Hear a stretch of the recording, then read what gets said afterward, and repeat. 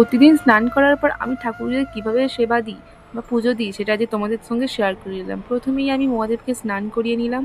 স্নান করানোর পর মহাদেবকে ফুল দিলাম, দিয়ে যেখানে মহাদেব থাকে সেখানে রেখে দিলাম। রেখে দিয়ে দেখো এইটা হচ্ছে আমাদের কিউট কিউট রাধাকৃষ্ণ একটা, আর এইটা হচ্ছে যে শান্তিনিকেতন থেকে কেনা হয়েছিল। আর তারপরেই আমার পায়ে ভালো করে জল দিয়ে ধুয়ে সিঁদুর সিঁদুর ফুল দিয়ে যেখানে থাকে সেখানে রেখে দিলাম। তারপরে ফুল এক এক করে সব ঠাকুরকে ফুল দিয়ে দিলাম।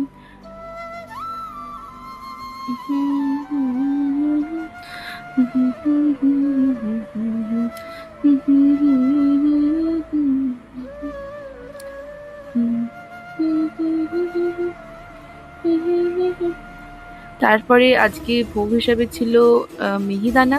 তো সমস্ত প্লেটে মিহিদানা দিয়ে দিলাম। তারপরে এক এক করে সমস্ত গ্লাসে জলও দিয়ে দিলাম।